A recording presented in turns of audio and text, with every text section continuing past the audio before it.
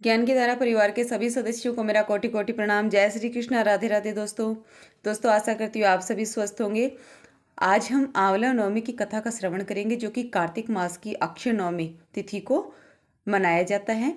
और मेरी माताएं बहनें कार्तिक स्नान कर रही है, वे इस कथा को अवश्य सुने। कार्तिक सुदी नवमी को आंवले के पेड़ की पूजा करनी चाहिए। जल, रोली, मोली, चावल, गुड़, मीठी, सुहाली, पतासा, आंवला, ब्लाउज और दक्षिणा चढ़ाने चाहिए। अगरबत्ती और दिया जलाना चाहिए। 108 या 8 फेरी देनी चाहिए। आंवले के पेड़ के नीचे ब्राह्मण व ब्राह्मणी को भी जिमाना चाहिए। जिमाने के बाद साड़ी, ब्लाउज और दक्षिणा देनी चाहिए। जिमाने में आंवला जरूर रखने चाहिए। फिर स्वयं को भी आंवले के पेड़ के नीचे जीमना चाहिए और जीवने में आंवला जरूर खाना चाहिए। इस दिन गुप्त दान व आंवले का दान करना चाहिए। आंवला नवमी की कथा। एक राजा था जो 1.25 मन आंवले नित्य दान करके ही खाना खाता था। इस कारण उसका नाम ही आंवल्या राजा पड़ गया। एक दिन उसके बेटे की बहू ने सोचा कि इतने आंवले रोज दान करने से थोड़े ही दिनों में सब धन समाप्त हो जाएगा। दूसरे दिन उसने राजा को आंवले दान करने के लिए मना कर दिया, जिससे दुखी होकर राजा और रानी महल छोड़कर बियाबान जंगल में जाकर बैठ गए। राजा आंवले दान नहीं कर सका और अपने प्रण के कारण खाना भी नहीं खाया। तब राजा को भूखे प्यासे रहते हुए 7 दिन हो गए। तब भगवान ने सोचा कि इसका प्रण नहीं निभाऊंगा और इसका सत नहीं रखूंगा तो मुझे दुनिया में कौन मानेगा।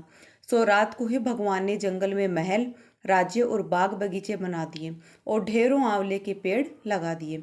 सुबह राजा रानी ने उठते ही देखा कि जंगल में उसके राज्य से भी दुगना राज्य बसा हुआ है। राजा रानी से कहने लगा कि रानी देख, कहते हैं सत मत छोड़े, सुरमा सत छोड़िया पत जाए, सत की छोड़ी लक्ष्मी फिर मिलेगी आए। सो आओ नहा धोकर आंवले दान करें और खाना खाएं।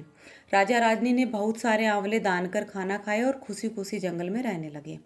उधर आंवला देवता का अपमान करने और अपने पिता को आंवले दान करने से रोकने के कारण बेटे के बुरे दिन आ गए।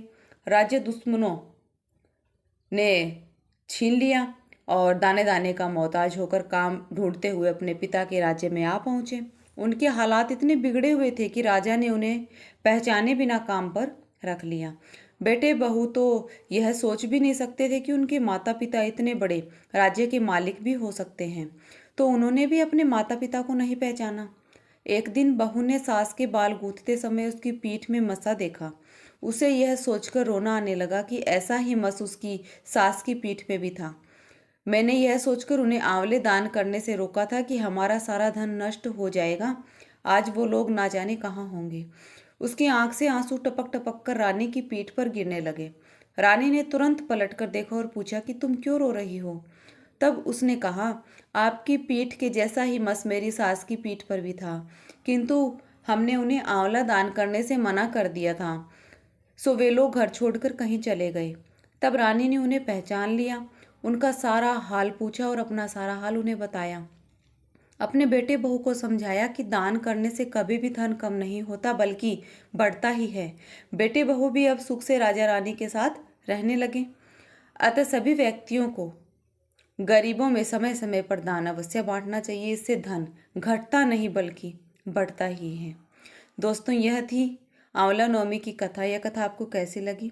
अच्छी लगी हो तो इसे एक लाइक व परिवार में अपने अन्य लोगों को, सदस्यों को भी शेयर जरूर करें, ताकि वह भी इस कथा को सुनकर इसका पुण्य लाभ प्राप्त कर सके। और कमेंट सेक्शन में एक बार जय आंवल देवता अवश्य लिखें और आपके अपने इस चैनल ज्ञान की धारा को सब्सक्राइब कर बेल आइकन पर क्लिक कर दें, ताकि आपको मेरी ऐसे ही हर एक नई आने वाली ज्ञानवर्धक वीडियो का नोटिफिकेशन सबसे पहले मिलता रहे। तो चलिए दोस्तों, मिलते हैं नई वीडियो में और एक नई कथा के साथ। तब तक के लिए आप सभी को मेरा प्रणाम।